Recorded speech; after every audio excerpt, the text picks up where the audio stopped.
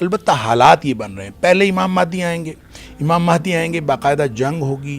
امام مہدی کے آنے کے بعد جو مسلمانوں کے حالات ہیں, مسلمان نبی کریم صلی اللہ علیہ وسلم 3 حصوں میں ہو جائیں گے.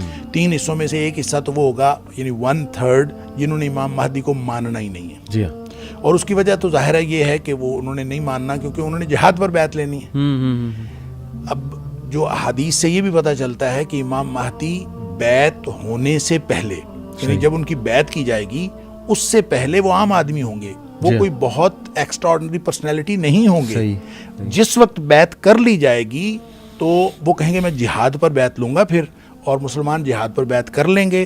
اور جس وقت بیعت کر لیں گے نبی کریم صلی اللہ علیہ وسلم فرمایا کہ حجر اسود اور جو مقام ابراہیم ہے اور جو زمزم کا کنواں ہے اس کے درمیان میں, یعنی آپ کہہ لیں کہ تقریباً کعبہ کے دروازے کے سامنے, تو وہاں پہ بیعت ہوگی. کیونکہ آخری دفعہ جب یہ اس کو پکڑیں گے, علماء جا کے اس کو دیکھ لیں گے اور پا لیں گے, وہ ملتزم پہ چمٹا ہوا ہوگا, دعائیں کر رہا ہوگا. تو وہ جب بیعت کر لے گا تو حدیث کے الفاظ ہیں فَيُصْلِحُ اللَّهُ فِي لَيْلَةٍ, اللہ کریم ایک ہی رات میں اس کے اندر صلاحیتیں پیدا کر دیں گے. یعنی وہ پہلے ایکسٹرا آرڈنری آدمی نہیں ہوگا لیکن اس بیعت کے بعد وہ ایکسٹرا آرڈنری آدمی ہو جائے گا. پھر اس کے بعد مسلمانوں کی جنگیں ہیں, پھر اس جنگوں کے اندر ظاہر ہے مسلمان کام آئیں گے.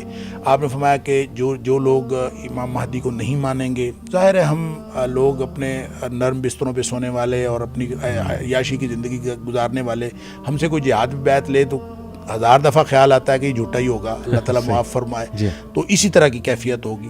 پھر جب وہ لوگ 2/3 جو ہیں جو اس کی بیعت کر لیں گے, ان میں سے 1/3 یعنی ہاف ٹوٹل میں سے 1/3 وہ شہید ہو جائیں گے. نبی پاک صلی اللہ علیہ وسلم فرمایا کہ ان سے بہتر روئے زمین کا کوئی اور شہید نہیں ہوگا. پھر جو ان میں سے بچ جائیں گے وہ اہل ایمان ایسے ہوں گے کہ ان کے ایمان کو کوئی اور چیز پھر ڈگمگا نہیں سکے گی. تو ان پر پھر دجال آئے گا, پھر دجال کے ساتھ اس کی لڑائی, اور پھر حضرت عیسیٰ علیہ السلام کا جو نزول, اور پھر یہ ساری چیزیں, یعنی سیکوینس یہ بنتا ہے. اس لیے جو لوگ ریلیٹ کرتے ہیں, جو آپ نے سوال کیا ان ماڈرن چیزوں کو, تو ماحول کے اعتبار سے ریلیٹ کرنا اس میں کوئی حرج نہیں ہے کیونکہ یہ دجالیت کا ماحول ہے. یہ کہہ دینا کہ دجال کے لیے ماحول تیار ہو رہا ہے درست ہے. یہ کہہ دینا کہ یہ چیز بھی اس دجالیت کے ماحول کے لیے یہ دجالی تہذیب کی ہے ہو سکتا ہے, کیونکہ ہر چیز کے اندر دجالیت آہستہ آہستہ بڑھتی جا رہی ہے. تو وہ جو چھوٹے موٹے دجال آئے, جو آتے رہے, اور ایک حدیث میں آتا ہے کہ 29 یا 30 آئیں گے اور ہر شخص اپنے آپ کو رسول بھی سمجھے گا, تو وہ بھی آتے ہوئے پتہ نہیں اب تک کتنے گزر چکے ہیں. ابن سیاد سے لے کر اور پھر آج تک جو ہے وہ کتنے آئے ہیں یہ تو اللہ ہی جانتا ہے. لیکن بہرحال ہمیں معلوم ہے کہ اس طرح کے لوگ آتے رہے ہیں اور آئندہ بھی آتے رہیں گے شاید.